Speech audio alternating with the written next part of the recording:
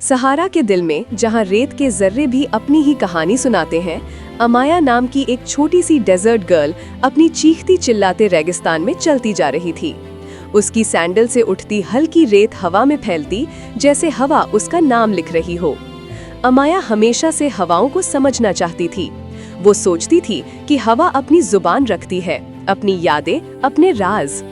उस दिन सुबह की रोशनी बिल्कुल मुख्तलिफ थी, जैसे कुछ जाग रहा हो। अचानक रेत के ऊपर चमकता हुआ एक पुराना निशान उसकी नजर में आया। उसका दिल तेज धड़कने लगा। आसमान मुझे बुला रहा है, उसने धीमी सी आवाज में कहा, और बिना एक लम्हा जाया किए वो उस रोशनी का पीछा करने लगी, बिना जाने के ये उसकी जिंदगी का सबसे बड़ा सफर बनने वाला था।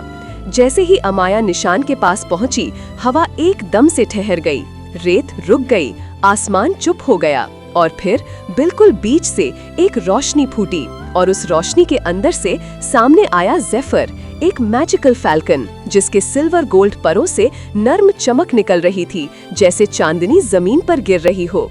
अमाया की सांसें रुक गईं।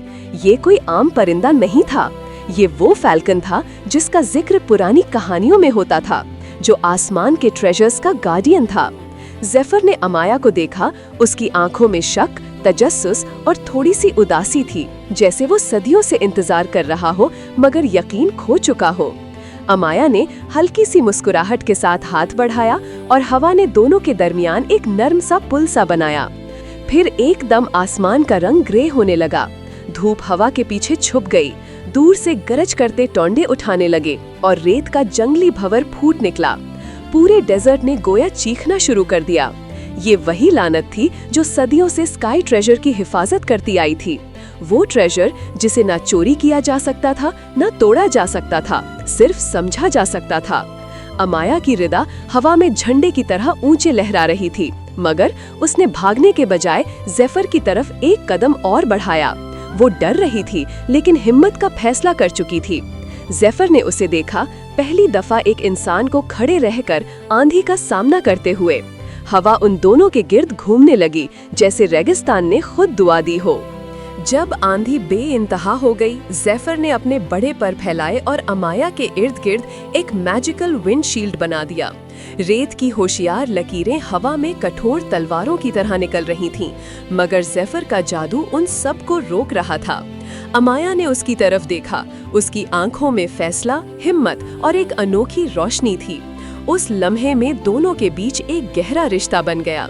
अकेला फैल्कन, अकेली लड़की, दोनों ने एक दूसरे में वो बात देख ली जो शायद वो दोनों दुनिया से छुपा कर चल रहे थे, एक साफ दिल।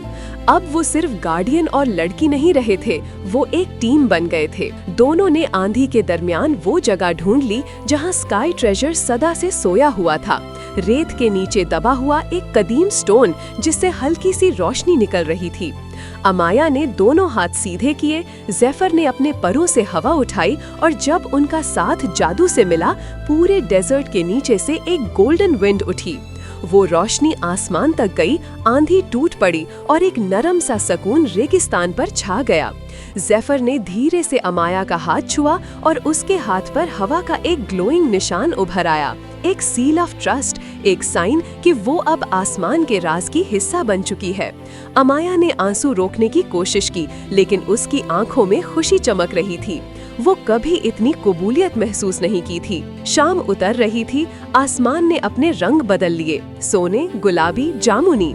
ज़ेफर ने अमाया को अपनी पीठ पर बिठाया और हवा ने उन दोनों को साथ उठा लिया। वो उन ऊंचाइयों पर गए जहां से डेजर्ट एक चमकते हुए समंदर की तरह लग रहा था। अमाया की हंसी हवा में गूंज रही थी, उसकी चोटियां पीछे उड़ रही थीं और ज़ेफर की विंग्स से चमक निकल रही थी, जैसे वो आसमान पर गोल्डन ब्रश से पेंटिंग बना रहा हो। रात आई, सितारे जगे और दोनों एक ऊंची क्लिफ पर उतर गए।